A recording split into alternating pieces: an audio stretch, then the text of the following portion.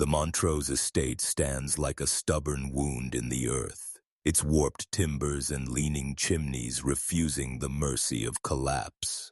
Long after its last heir was declared gone, the house remains, neither restored nor reclaimed, merely watching. Locals cross the road to avoid its shadow, muttering that the place breathes wrong when the wind shifts. On the surface, it is just another relic of the Old South, weathered by rain and neglect. But beneath the rotting shutters and sun-bleached clapboard lies a story so saturated in blood and suspicion that time itself seems unwilling to touch it. Strangers have wandered close, drawn by morbid curiosity, only to leave with the uneasy sense of having been noticed. Generations have passed since the Montrose name was spoken with pride, yet the mailbox still bears its letters, and on certain nights, when the moon is thin, a light flickers in the upstairs bedroom, where no one should be. Before we step inside the story, if you haven't yet, hit that subscribe button so you don't miss the next time we dig something unsettling out of history's basement. And drop a comment right now telling me where in the world you're watching from, and what time it is there. I'm always fascinated to see who's listening to these dark tales. In 1832, Georgia's red clay was currency, a land where fortunes sprouted from cotton rows and human misery. Into this world stepped Silas Montrose, a man whose rise was so swift it seemed to outrun explanation. He arrived with no family name worth speaking, no recorded inheritance, and yet, within a decade, he commanded more acres than men twice his age. His wealth grew in lockstep with whispers that he'd sought counsel not from bankers or politicians, but from the root doctors who worked their craft in the pine thickets at night. The Montrose plantation was unlike its neighbors. The fields yielded in unnatural abundance, even in years when drought scoured surrounding farms to dust. Neighbors noticed other things too, the way Silas avoided churches except on storm-dark days, the way his slaves refused to look him in the eye, as if afraid the gaze might invite something worse than punishment. One winter, a gravedigger claimed he saw Silas among the tombstones at midnight, muttering in a language the man couldn't place. By morning, the richest man in the county had bought the very land that graveyard sat upon. For all his public charm, the generous host, the flawless gentleman, there was a tension in the air around him, as though some unspoken pact bound both his friends and enemies into a wary silence. Some said he'd built his empire on the backs of the living. Others, with a colder shiver, claimed it was on the service of the dead. The soil beneath Montrose land was fertile, yes, but no one could quite agree on what it had been fed. Annabeth Montrose came into the world on a night the sky turned black with a storm so violent it seemed ripped from an Old Testament warning. Lightning split the pecan trees lining the drive. Rain fell in sheets that drowned half the county's winter crop. By morning, 2 farms had been reduced to mud and splinters.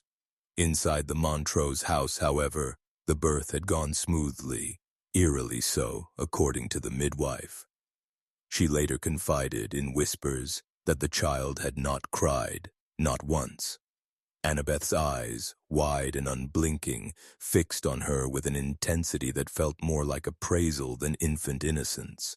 The midwife swore those eyes were too dark, too knowing, like wells that had already seen the world's cruelties.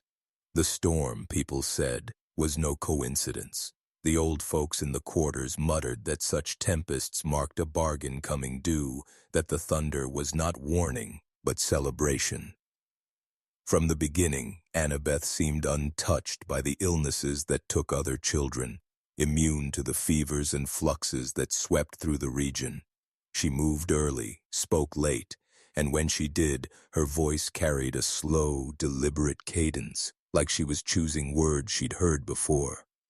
It was the first sign, though no one dared call it that aloud, that the Montrose blood carried, something more than privilege. The chapel stood on the far edge of the Montrose property, a weathered wooden structure leaning under the weight of decades, its bell long since silenced. By day it seemed abandoned, its pews layered in dust, its windows mottled with grime. But on certain nights, neighbors swore they saw a lantern glow inside, moving like a slow pendulum. One such night, a farmhand passing on horseback claimed to witness Silas Montrose standing in the chapel doorway beside a gaunt preacher no one recognized. The stranger's black coat hung like funeral cloth, and his eyes, even from a distance, seemed to burn with something that was not warmth. Later, a surviving church ledger, discovered in a county archive, listed an entry from that same week. Donation received from Silas Montrose. In exchange, intercession from higher powers assured. No further details were recorded, but the handwriting trembled as though the scribe had been unwilling to press the ink too deep. Rumors spread quickly. Some insisted the preacher was a man driven from 3 congregations for heresy, accused of blending scripture with occult rites. Others whispered that Silas had summoned him deliberately, offering wealth for a covenant that would root his family's power in something no drought or market crash could touch. The agreement, whatever its terms, was sealed in secrecy. But those who passed the chapel afterward said they found strange marks scorched into the wood of the altar, symbols older than the county itself. And though the chapel's bell was cracked and useless, a low hum seemed to drift from the rafters when the wind pressed against its door. It was after that night that the Montroses began their unbroken streak of fortune, and the rest of the county began their long descent into whispered fear.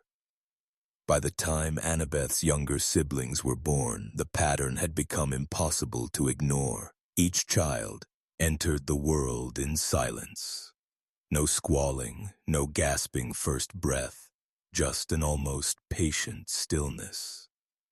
Servants spoke of how unsettling it felt to cradle an infant whose eyes tracked movement with the focus of an adult. The Montrose children did not fuss, did not wail for food in the night. They simply waited, watching, as if confident their needs would be met without asking. To visitors, they appeared obedient, the very picture of Southern refinement. But within the house, small incidents painted a darker portrait. A stable hand once found the youngest boy methodically plucking the wings from a moth, studying it as it twitched. Another time, a servant entered the nursery to find the children gathered around a kitten that no longer moved, their faces blank, untroubled.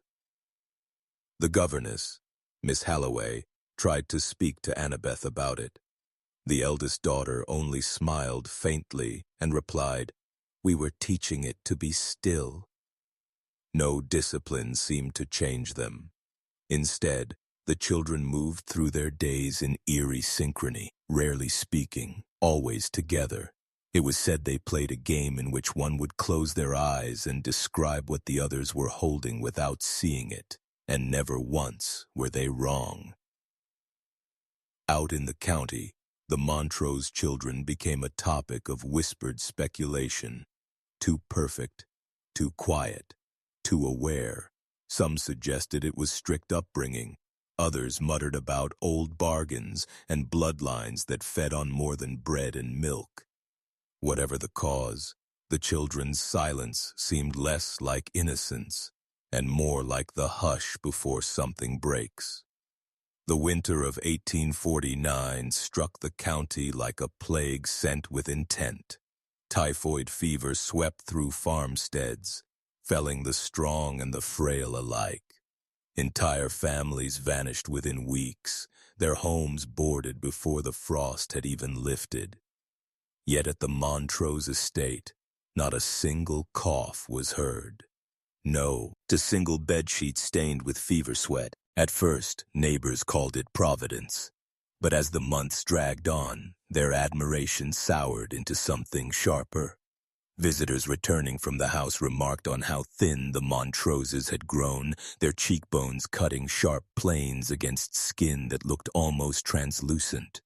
The children's eyes, once merely unsettling, now seemed cavernous, dark pools that caught the light strangely, as though reflecting something that wasn't there. A blacksmith's wife swore she saw Annabeth in town one icy morning, her lips faintly stained red though she carried no food. Another neighbor reported that one of the younger boys had been spotted in the woods, crouched beside the carcass of a deer, his hands sunk into its still warm belly. Miss Halloway, the governess, wrote in her journal of strange suppers during that winter. Bowls of broth so dark they looked almost black, the children drinking with an intensity that made her avert her eyes. The sickness continued to decimate the county, leaving churchyards crowded and farms abandoned. But the Montrose estate, its lamps burning late into the night, stood untouched. It was as if the fever passed by their gates entirely, leaving behind only that hollow-eyed family who seemed to grow quieter, stranger, and somehow hungrier. In the spring of 1854, the Montrose estate hosted what should have been the social event of the year, the wedding of Annabeth Montrose to her first cousin, Thomas. The invitations, hand-inked in a deep crimson script, went out across the county, but fewer than half were accepted. Some claimed illness, others travel, but most simply wanted no part in binding themselves any closer to the Montrose name. The ceremony itself unfolded beneath the chandeliers of the great hall, their candles burning with an unnatural steadiness despite the draught that rattled the windows. Annabeth, draped in ivory lace, walked the aisle. Without a hint of emotion, her eyes locked on Thomas as though they had been rehearsing this moment for years. Rumor spread quickly that the match was no romance but a calculated choice, a deliberate weaving of blood to keep the Montrose line pure. The toasts were formal, the smiles tight, but those who lingered into the evening noticed something stranger still. From the cellar beneath the dining room came a faint rhythm, low and deliberate like chanting. The sound rose and fell, barely audible beneath the string quartet. When a servant was sent to investigate, he did not return to the hall. Hours later, the groom's brother claimed to have glimpsed him slipping away into the night, pale as candle wax. In the weeks that followed, livestock near the estate began to disappear. Not slaughtered, not sold, simply gone. And though the marriage brought no public scandal, many who attended swore the air in the Montrose home felt heavier after that day, as if vows had been exchanged far below the sight of God. Elijah Carter was 9 years old, quick-footed, and endlessly curious. A boy who belonged to no one but the fields he worked. His parents had died in a fever sweep, and the county placed him as a servant with the Montroses. By all accounts, he was bright and eager, though prone to wandering too close to the big house when chores were done. One autumn afternoon in 1856, Elijah was sent to deliver a message to the kitchen. He never came back. At first, the household claimed he'd run off, a common enough story for an orphan boy with no roots. But his few possessions remained untouched in the servants' quarters, his shoes neatly beside his bed. Whispers began to ripple through the county. A stable hand swore he'd seen Elijah being led toward the root cellar by Annabeth herself, her hand resting on his shoulder like a guiding mother's. When he mentioned it to another serva, "Aunt," he was told in a voice flat with fear, to never speak of it again. The sheriff made a brief inquiry, arriving 2 days later. That very evening, the Montroses hosted him for a private supper. The next morning, the search was called off. Officially, Elijah was presumed to have fled north in search of work. But the people closest to the estate knew better. The boy's laughter had been a fixture in the stables, and now the place seemed quieter, heavier. Miss Halloway wrote one final note on the matter in her journal. "I have seen children vanish before, but never so completely. Decades later, long after the Montrose estate had begun its slow decline, a pair of workmen hired to clear the attic stumbled upon a locked trunk. Inside lay a stack of leather-bound journals, their pages yellowed and brittle, the ink faded to a ghostly brown. The handwriting belonged to Miss Halloway, the family's governess, her neat script unraveling only in the final entries. The earliest volumes painted a picture of rigid discipline and stifling formality, but as the years passed, the tone darkened. She wrote of nights when the children were roused from their beds and led barefoot to the root cellar. Hours later they would return pale and trembling, their nightclothes stained with something she never dared to name. One entry from the winter of 1856, the year Elijah Carter vanished, described hearing wet, sucking sounds beneath the floorboards, followed by a chorus of soft humming in a tune she did not recognize. In another, she claimed to have found a scrap of cloth in the cellar embroidered with the initials EC half buried in the dirt. The most chilling entry came near the end. I believe I am kept here not for their children's instruction but as a witness. Yet no one will believe me until it is far too late. I hear the well calling again tonight. The journals were quietly sold to a private collector, never archived publicly, but a few photographs of the pages survived, enough to feed the rumors that whatever bargain Silas Montrose had struck, it was being honored still, and the cost was measured in more than coin. The summer of 1859 brought a heat so oppressive it felt like the air itself was holding its breath. One sweltering night, lightning split the sky above the Montrose property, striking the great barn in a flash of white. Within minutes, the structure was an inferno, flames devouring the hayloft and licking toward the nearby cotton stores. Neighbors rushed to help, forming bucket lines from the creek, but the fire moved with unnatural purpose, leaping from beam to beam until the entire barn was a collapsing skeleton of sparks. Oddly, when the blaze reached the point where it should have caught the storehouse, and from there the main house, it simply stopped. Witnesses swore the wind shifted without warning, bending the flames away as though pushed back by invisible hands. By dawn, the barn lay in smoking ruin, the livestock dead, and the fields singed at their edges. But the Montrose mansion stood untouched, its white facade gleaming in the early light as if the night's chaos had been nothing more than a passing storm.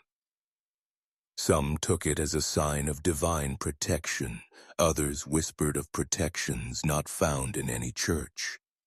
The sheriff, watching from the road, remarked to a neighbor that the fire had burned, like it knew where it was allowed to go. Annabeth made no effort to rebuild the barn that year, and the carcasses of the animals were buried in a pit behind the orchard. Months later, hunters reported that nothing would grow on that patch of soil, not grass, not weeds, as though the ground itself had been scorched deeper than fire could reach. In the autumn of 1861, word spread through the county that Silas Montrose was dead. No details were offered, only that the patriarch had passed peacefully in his study. For a man whose presence loomed so large over the land, the announcement felt strangely muted. There was no public viewing, no gathering of neighboring landowners to pay respects. The funeral was held at night, lit by torches that cast long twitching shadows over the family mausoleum. A closed casket was carried by 4 men, none of whom were from the estate's usual staff. Those who dared watch from the road said the air that evening was unnaturally still, the only sound the crunch of gravel underfoot. When the coffin was lowered inside, a muffled thump echoed, too soft to be stone, too heavy to be explained away. One farmhand swore he heard a faint knock from within, followed by silence so deep it pressed against the eardrums. No grave marker was added, no inscription carved into the mausoleum's marble. In the days after, Annabeth moved through the house with an unshaken composure, as if nothing had changed, or perhaps as if something she had been waiting for had finally occurred. The lack of a body, the secrecy, and the odd timing, just as the Civil War was breaking out, set tongues wagging. Some speculated Silas had faked his death to avoid the coming turmoil. Others, darker-minded, believed the man had never truly died at all, merely been placed somewhere he could rest until needed again. Whatever the truth, the absence of a body left an open question, and in Montrose history, unanswered questions had a way of turning into curses. With Silas gone, or at least declared so, Annabeth Montrose stepped seamlessly into his place, not as a grieving widow, but as the undisputed ruler of the estate. She dismissed several of the older staff within days, replacing them with younger, quieter faces who asked no questions and spoke even fewer words. The great hall, once a place of glittering dinners and county meetings, became a chamber of whispers. Annabeth seldom left the grounds, and when she did, it was only for solitary walks deep into the bordering forest. She was always barefoot, regardless of season, her ivory skirts dragging in the damp leaves. Those who glimpsed her claimed she was humming, a slow, looping melody that matched no hymn or folk song they knew. Her control over her children tightened. They were schooled at home, forbidden to mix with neighbors, their days dictated by an unyielding schedule. Yet, curiously, the nights seemed to belong to Annabeth alone. Lamps glowed in her private study until near dawn, and on more than one occasion, servants reported seeing her silhouetted at the upstairs window, head tilted toward the sky as if listening for something far away. It was during these years that the Montrose landholdings inexplicably expanded. Properties foreclosed during the war found themselves in Annabeth's possession at prices too low to make sense. The sellers never spoke of the transactions, but their faces carried the same hollow look, relief tinged with something closer to fear. By the time the war ended, Annabeth's name carried weight in every legal and financial matter in the county.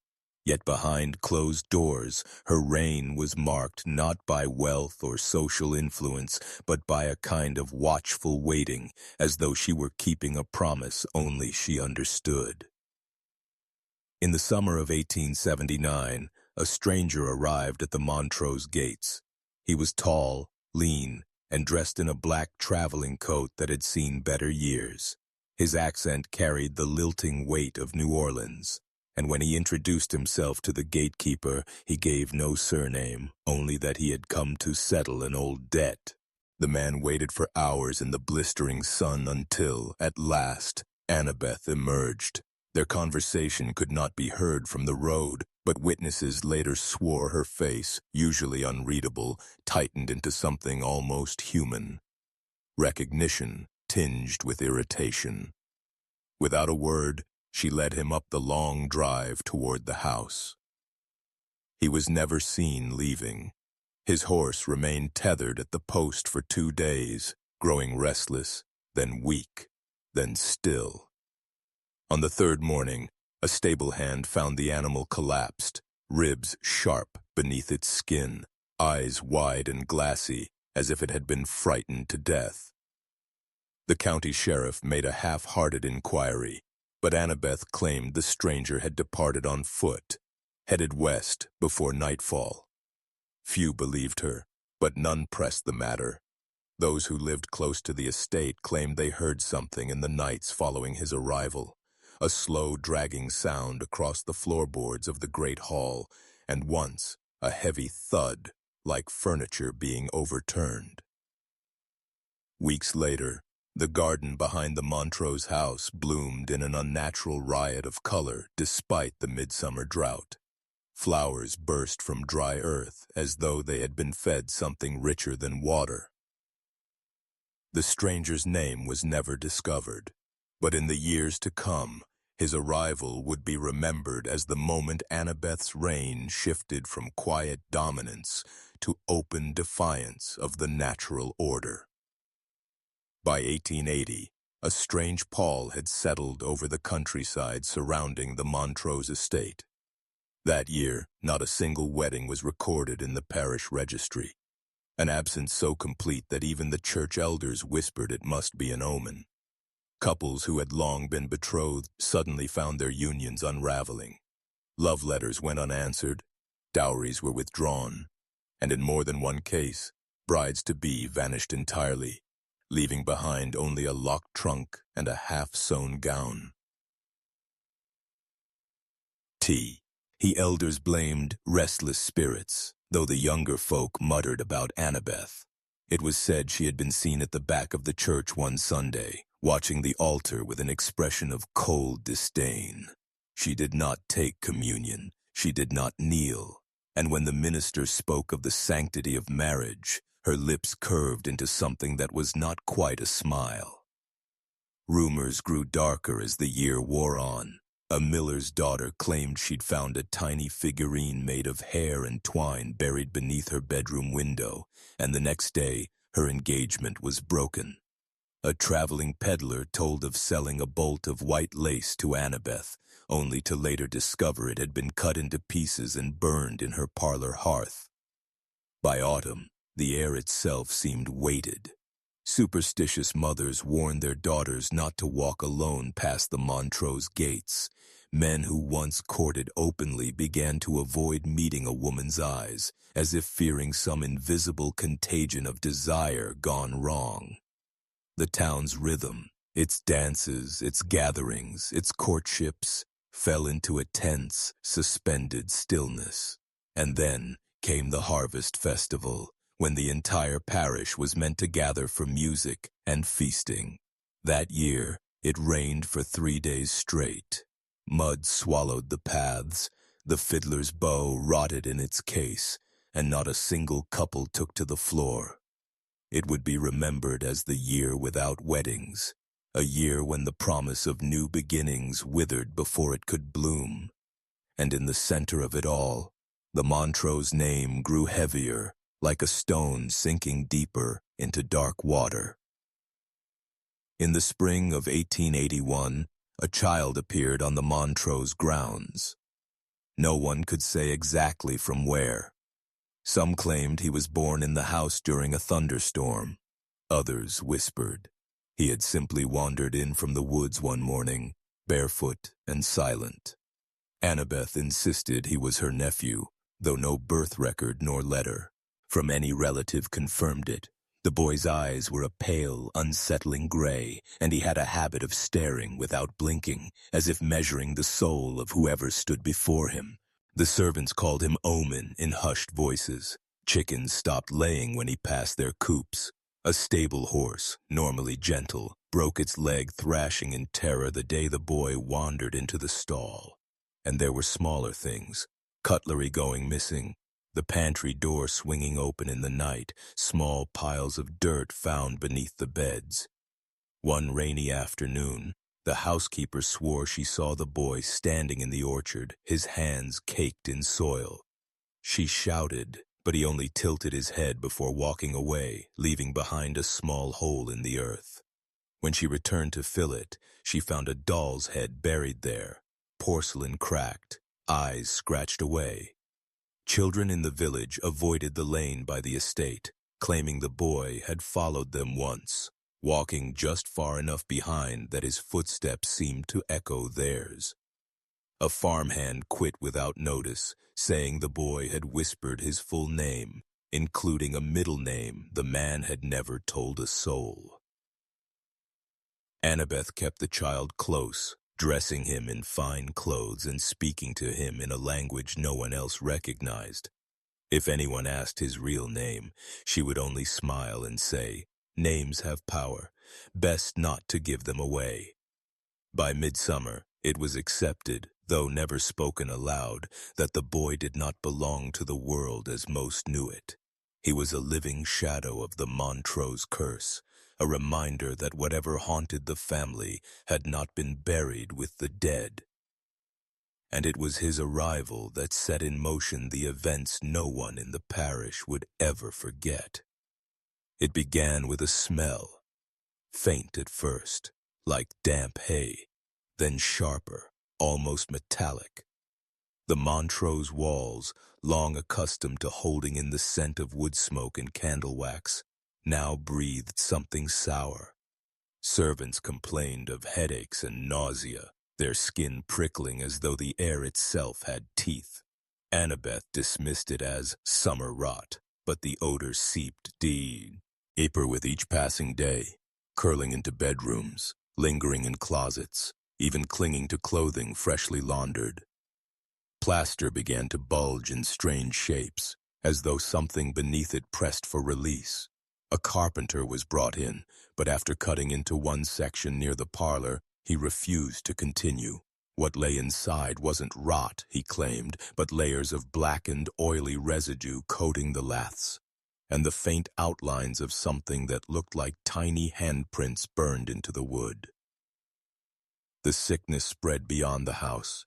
Fruit trees in the orchard dropped their harvest before ripening. The vegetable garden withered despite constant tending. Chickens grew listless. One was found dead with its beak pressed into the dirt, as if it had tried to bury itself.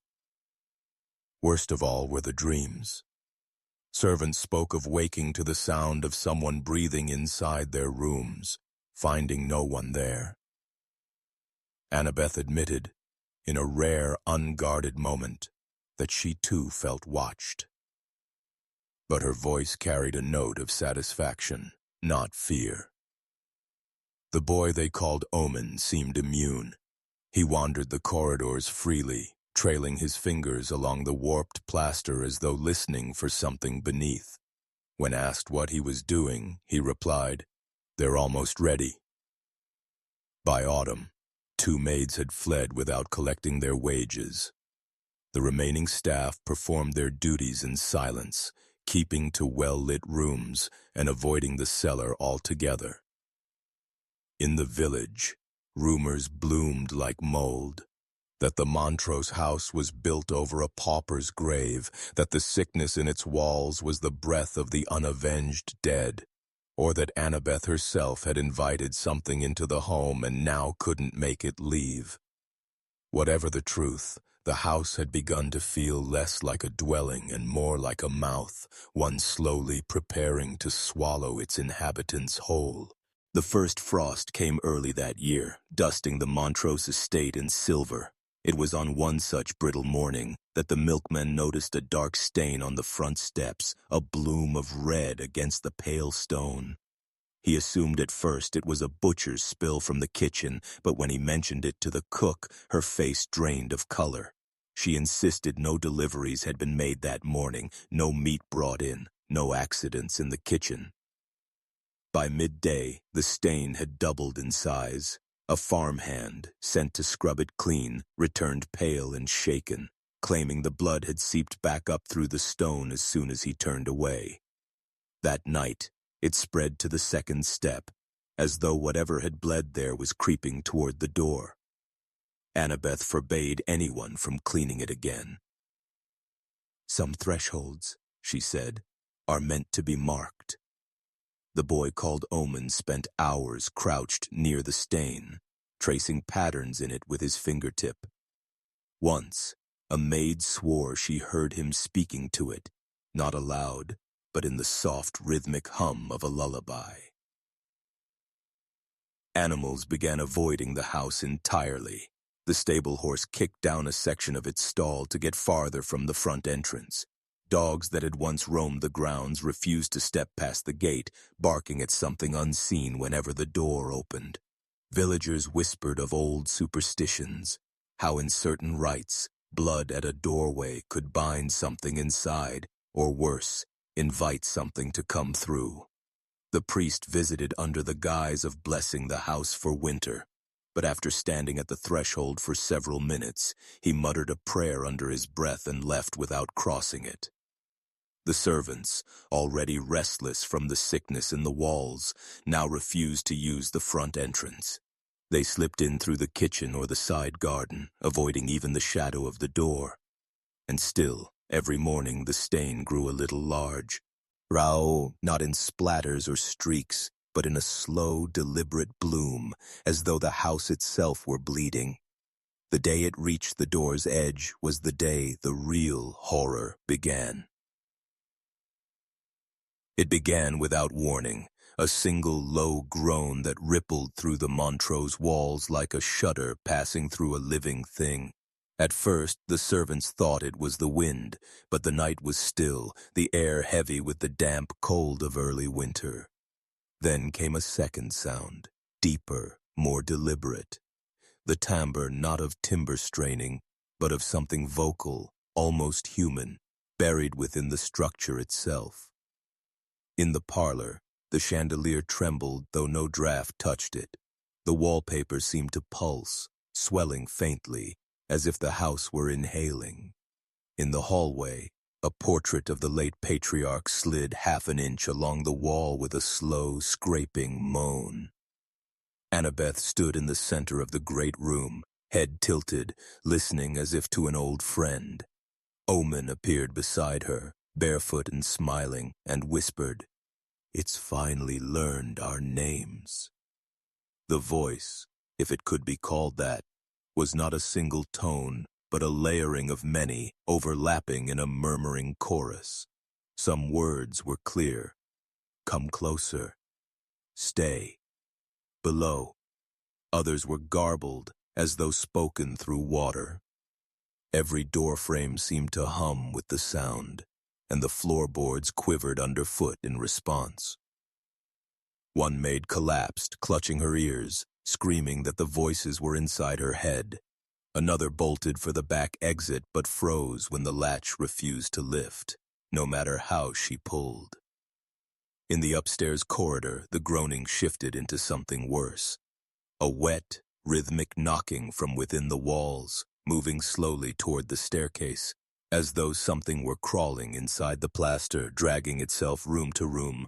Then the house spoke in a single unified voice, low, resonant, and impossibly close. It said only one word drawn out like a sigh: "Stay." Candles guttered out all at once. The temperature plunged. In the sudden dark, Omen's voice rose, small but certain. "It doesn't want anyone to leave now." By morning, the threshold was sealed, not by locks or boards, but by something no one could see, and yet, the moment anyone tried to cross it, their body locked in place, as though the very air had become stone. The Montrose family, and those still trapped inside, belonged to the house now. The first snow came early that year, smothering the countryside in a hush so deep it seemed to seep into the bones. Outside the Montrose estate, the wind carried no birdsong, no distant barking dogs, not even the far-off crack of hunters' rifles. Inside, it was worse, the kind of silence that felt watched, as though the air itself were holding its breath. Servants still moved about the halls, but their footsteps made no sound against the floorboards. Doors opened and closed without a creak. Conversations, when attempted, died mid-sentence. The words simply refused to leave their mouths, as though some unseen pressure pressed down on their tongues. Annabeth roamed the corridors in long, deliberate strides, lips moving in mutters that no one could hear. Omen followed her like a shadow, his pale face turned toward her as though he could catch meaning from her silence. In the dining room, the long table remained set from a meal no one remembered preparing. Silverware gleaming, goblets filled with wine that never rippled, platters heaped with steaming food that somehow never cooled. Yet no one dared touch a bite. The few who tried found their hands trembling violently, the cutlery slipping from their grasp before it reached their lips. Outside the windows, the snow seemed to fall in slow motion, each flake suspended for a heartbeat before drifting down. Some swore they saw faces in the white, fleeting impressions pressed into the snowfall, vanishing the moment they looked too long. By the third week, no one could recall the sound of their own voice. The silence had weight now, a crushing density that left headaches blooming behind the eyes and a constant ache in the chest. The only sound that broke it came once, deep in the night.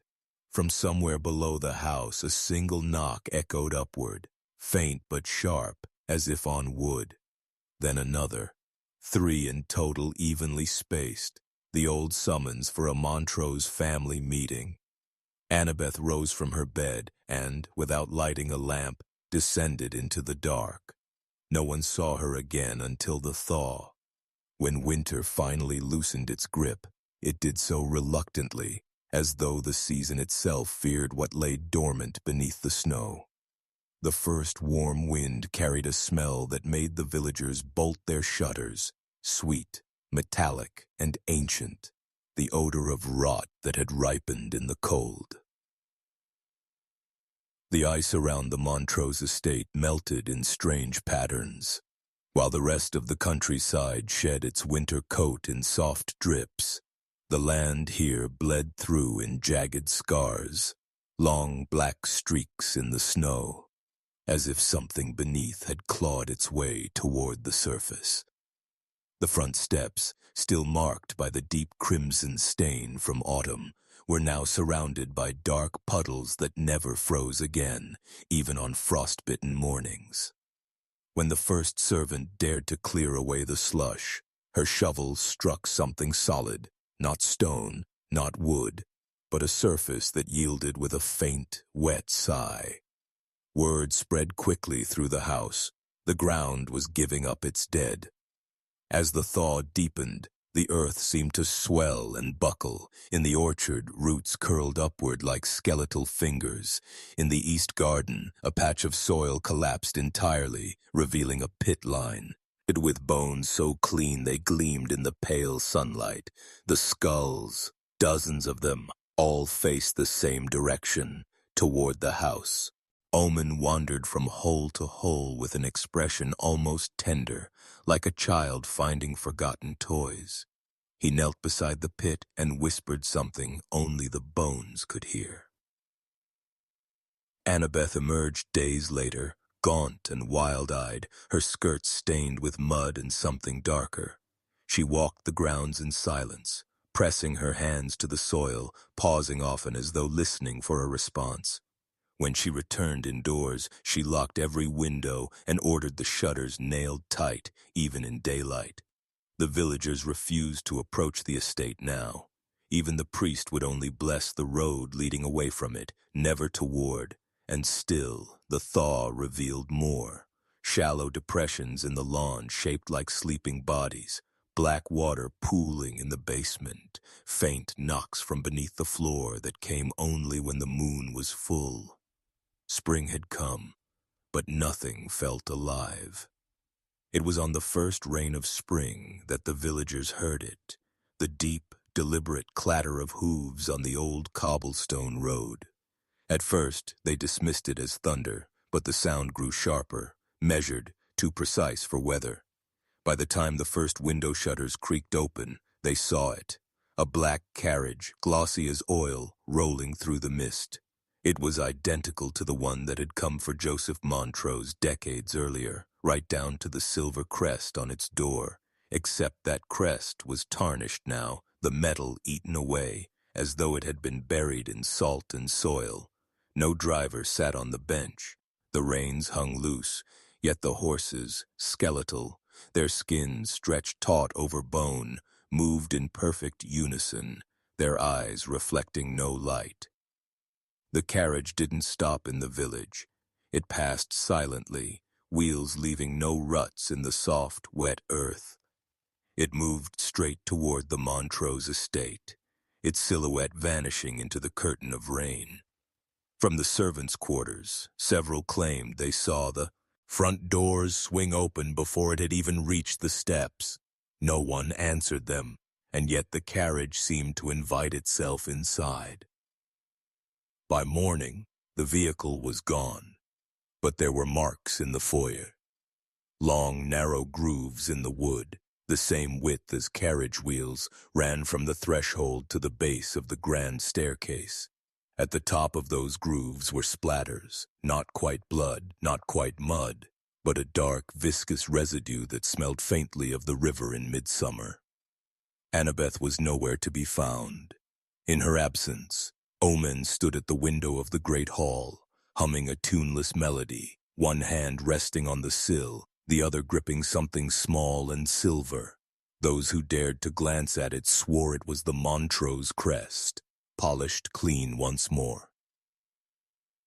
No one spoke of the carriage aloud after that day, but the sound of hooves lingered in the minds of every witness, echoing long after the rain had stopped. The message was clear. Whatever bargain had been made in the past, payment was not yet complete. The invitations arrived without explanation, thick parchment sealed with crimson wax, bearing only the Montrose crest. They were delivered to former allies, bitter rivals, estranged relatives, and even a few who had sworn never to set foot on the estate again. The handwriting was unmistakably Annabeth's, though no one could say who had carried them. On the appointed night, the house glowed like a beacon. Every chandelier was lit, every fireplace roared, and the scent of burning cedar carried into the surrounding fields. Guests arrived in hesitant clusters, their carriages crunching over gravel that seemed unnaturally smooth, as if newly laid. Inside, the grand hall was transformed. Polished floors, towering floral arrangements, a long dining table groaning under silver platters of rich, fragrant meats. It should have felt inviting. Instead, there was the pécule, ear stillness of a stage waiting for its actors. Annabeth appeared at the top of the staircase, draped in black velvet, a thin smile curving her lips. Omen stood at her side, pale and silent, his gaze sweeping over the crowd with something between curiosity and hunger.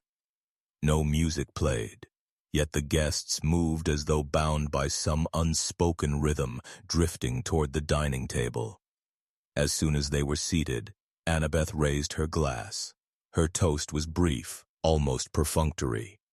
To debts paid in full, and those yet outstanding. The first course was served. Laughter began, thin, nervous at first, then louder, more insistent. But with each bite, the conversation faltered. A heaviness settled in the air, pressing into lungs and slowing hearts. One man dropped his fork. A woman's head tilted unnaturally, as though sleep had taken her mid-breath. By the time the candles guttered low, most guests sat slumped in their chairs, eyes open but unfocused. Annabeth moved between them with a grace that was almost tender, touching each lightly on the shoulder as if marking them for some private purpose. At midnight, the front doors swung open, and the black carriage waited once more. This time, the horse's breath came in great white clouds, though the night was not cold. One by one, the seated guests were led outside, vanishing into the carriage's shadowed interior. The doors closed. The carriage rolled away. By dawn, the Montrose estate stood empty. 3 days after the gathering, the Blackwater River swelled without warning. It had not rained, yet the current ran fast and dark, carrying debris from somewhere upstream. Children from the nearby village were the first to see it, a strip of velvet snagged on a low branch, fluttering in the morning breeze. By afternoon, the river had given up more. A single high-heeled shoe, a man's watch with its glass cracked like spider webs, a silver serving fork bent nearly in half. On the fourth dawn, the first body surfaced. It was lodged against the wooden pylons of the old mill, face down, clothing torn by the current. The miller recognized the signet ring, a merchant from town who had attended the Montrose feast. His skin was pale, almost translucent, but there were no signs of drowning. Instead, his eyes were open, pupils blown wide, as if locked in the moment of some unseen terror. More followed in the days to come, though never all of them. The river returned only fragments: a hand wearing a lace glove, the hem of an embroidered dress, a boy's cap flattened by water. Each find was quietly collected, wrapped, and buried without ceremony. Few dared speak aloud what they suspected, that the Montrose estate had swallowed the others whole. Rumors flared. Some said the river itself was spitting out what it could not keep, rejecting what was tainted. Others whispered about a pact, that Annabeth had traded her guests for something or someone in return. A week later, the river calmed, the current slowing to a lazy drift. But the water never regained its former clarity. It remained dark, not muddy, but shadowed, as though holding the silhouettes of what it had carried away. The sheriff filed no charges, citing insufficient evidence and the difficulties of jurisdiction over natural waterways. The village learned to avert its gaze, and the Montrose name became something spoken in half-breaths and sidelong glances. Yet on certain moonless nights, those who live near the banks swear they can hear it, a faint, rhythmic knocking from beneath the water's surface, as if someone, or something, still waits below, patient and unyielding, for the right moment to rise again. That winter came early, carried on a wind that seemed to knife through the valley without pause. By the first frost, shutters were nailed closed and chimneys coughed smoke like dying lungs. The Montroses estate, however, remained untouched, its gardens still green beneath the snow, its windows aglow with candlelight deep into the night. One by one, the houses in the nearest village emptied. At first, it was the widows and the childless who left, their footsteps muffled by snow as they carried what little they owned. Then, entire families vanished without warning, leaving meals half-finished on their tables, coats still hanging by the door. The few who stayed claimed it was the silence that drove the others away. Not the usual hush of winter, but an oppressive, breathing quiet that filled the air after sundown. Dogs would not bark, crows would not call. The church bell, once rung to mark the passing hours, froze in place, its clapper rusted mid-swing. By mid-December, the village school closed, its doors chained. The shopkeeper boarded his windows and moved inland. Even the post stopped arriving, the carrier refusing to ride the road past the estate. The Montrose house stood at the heart of it all, thriving. Visitors, strangers from far-off towns, came and went in unmarked carriages, their wheels leaving no trace in the snow. Some stayed for hours, others for days, but none spoke to the villagers, and none were seen returning the way they came. When the thaw finally came in March, the village was a ghost.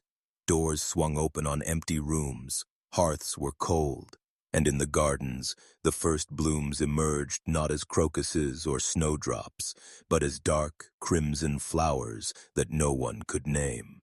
They grew in clusters, feeding off something unseen in the soil. Annabeth Montrose was spotted only once that season, riding her carriage into the heart of the abandoned village. She stepped down, examined the silent street, and smiled faintly, as if surveying land that had finally been made ready for her.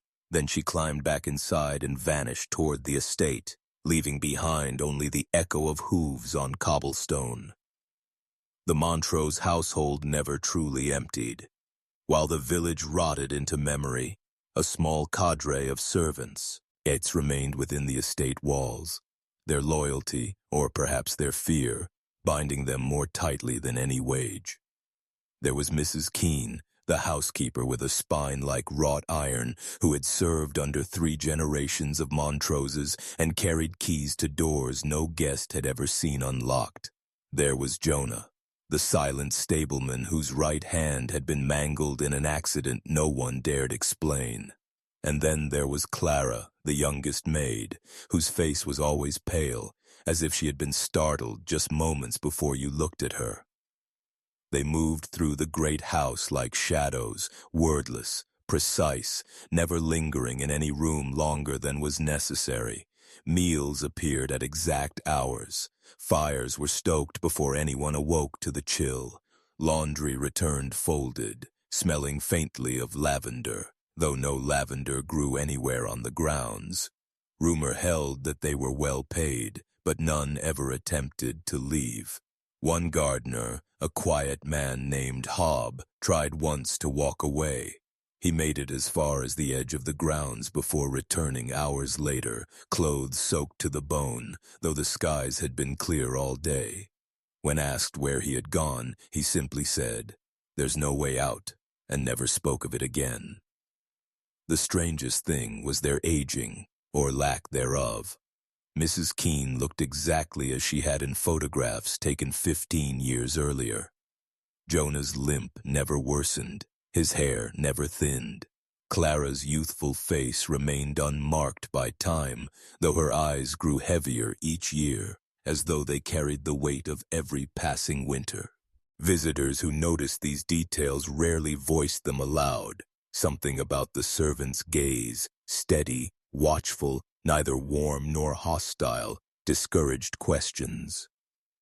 It was as though they knew a truth too deep to speak, a truth that bound them to the estate in the same way the ivy clung to its stone walls. And perhaps they did. For when storms battered the valley, when snow fell thick and unbroken, the lights in the Montrose windows never flickered, and the servants moved within as though nothing in the outside world could touch them. It happened on a Tuesday, in the season when the air smelled of wet leaves and the first frost clung to the ground before dawn. Clara, the youngest of the Montrose servants, was found at the bottom of the servants' staircase. Her neck bent at an unnatural angle, eyes wide open, staring at nothing. Mrs. Keene claimed she had slipped, the old stairs being narrow and treacherous. But Jonah, who had been the first to reach her, whispered to the undertaker that he'd found her hands clenched into fists so tight her fingernails had broken the skin. There were also bruises on her wrists, in the shape of fingers, as though she had been held. The household carried on as though the death were a mere inconvenience. The body was not taken to the village churchyard. Instead, it was buried somewhere on the estate grounds, under the watch of only the remaining staff and Annabeth Montrose herself. No marker was placed. But the silence that followed was different now. The servants' quiet movements had lost their steady rhythm. Jonah lingered too long by windows, staring into the fog as if expecting someone or something to appear. Mrs. Keene began locking interior doors at night, something no one remembered her doing before. Guests who visited in those weeks described a tension in the air, like the charged stillness before a thunderstorm. Footsteps echoed. In halls no one was walking. And once a visitor claimed she heard Clara's voice calling faintly from behind the locked pantry door. Then, without explanation, Annabeth canceled all winter gatherings. The Montrose mansion, once a beacon of opulent if unsettling hospitality, shuttered itself from the world. The only sounds to escape its walls were the occasional ring of the great hall clock and, on windless nights, the faint sound of a woman weeping. The villagers noted that the estate's lamps stayed lit far later than before, some burning until the first light of morning. And though Clara was gone, her absence seemed to have left behind a presence, something unseen, but felt in every draft, every sudden creak, every whisper that faded before it could be understood. The death had broken the stillness. What replaced it was far worse. It was just past midnight when the first scream tore through the valley, high, sharp, and so full of terror that it woke nearly every soul in the village. Those who lived closest to the Montrose estate swore it echoed off the hills, a sound not of injury, but of something being taken. Dogs began barking wildly, chains rattling against wooden fences. In the tavern, where a few late drinkers lingered, men froze mid-sentence. The sound came again, longer this time, more desperate, and then cut off so abruptly that the silence that followed felt unnatural, like a breath held too long. Several villagers stepped into the cold night air, looking toward the mansion's silhouette on the hill. Its windows glowed faintly, but not with the steady warmth of lamplight. Instead, an erratic flicker danced across the glass, like fire moving through a corridor. Old Mrs. Brenton claimed she saw figures in the light, their shadows twisting unnaturally against the curtains. One was tall, hunched, and moved with a jerking gait. The other was small, flailing. Perhaps to the source of the screams. By dawn, the mansion was still, its windows dark, but the villagers noticed something strange. Fresh, muddy footprints leading down the estate's long drive and into the main road. They were barefoot, small, and ended abruptly halfway to the village, as though the owner had vanished into the mist. Annabeth offered no explanation. The next day, she dismissed 2 servants without notice and forbade anyone from setting foot on the upper floors of the house. No one in the village saw those servants leave. The memory of that night clung to the valley for years. Parents began locking their children indoors after sunset. Hunters refused to go near the north woods that bordered the Montrose property, claiming they heard faint cries among the trees, even when the estate lay silent. The scream was never explained, and in the minds of those who heard it, the Montrose mansion no longer stood as a mere house of whispers. It had become something hungrier, something that could reach beyond its own walls and into the lives of those who thought themselves safe. The discovery came by accident. In 1883, a local carpenter named Elijah Warren was hired to repair warped planks in the unused east wing of the Montrose mansion. The job should have been simple: replace the rotting boards, collect his pay, and leave before sundown. But when his chisel slipped between 2 panels, the wood gave way, revealing a hollow space beneath. Inside was a small leather-bound book, its cover cracked and flaking like old skin. There was no name, only a date pressed into the front. March 2nd, 1851, nearly 3 decades earlier. The first pages were filled with careful handwriting, almost elegant, detailing daily life on the estate. But as the entries continued, the tone shifted from mundane to unsettling. The writer spoke of guests who do not leave, of voices in the orchard at night, and of children who arrive, without explanation. One passage described the sound of scratching beneath the floor, which the family was instructed to ignore. Another mentioned the boy in the attic, whose meals were left on a tray, but who was never allowed to be seen. The final entry was barely legible, the ink smeared as though written in haste. It read, "They said I must never open the red door, but tonight I hear him calling my name. If I do not return, let them know the fire was not an accident." Warren slipped the diary into his tool bag before anyone could see. That night he pored over its pages in the light of a single candle, his hands trembling. He told no one, not even his wife. But in the weeks that followed, neighbors noticed his demeanor change. He stopped working altogether, spent hours staring toward the Montrose property, and once was heard muttering, "It's still there, it's still there." 3 months later, Warren vanished. His house was found locked from the inside, his tools neatly arranged, and the diary gone. Some claimed he had gone mad and fled.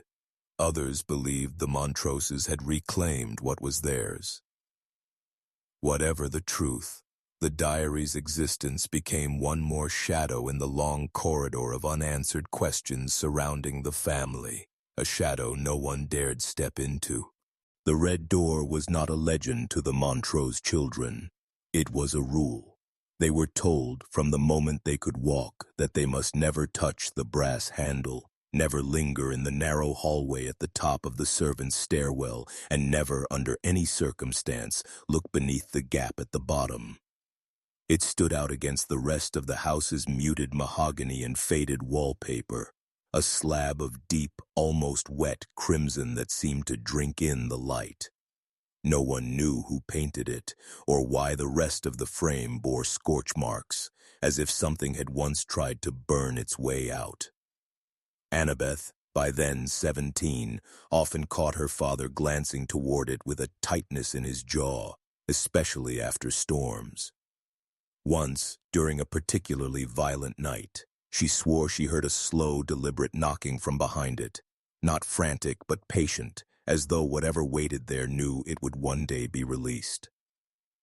When Elijah Warren's diary resurfaced in hushed retellings, that door became the whispered center of every theory.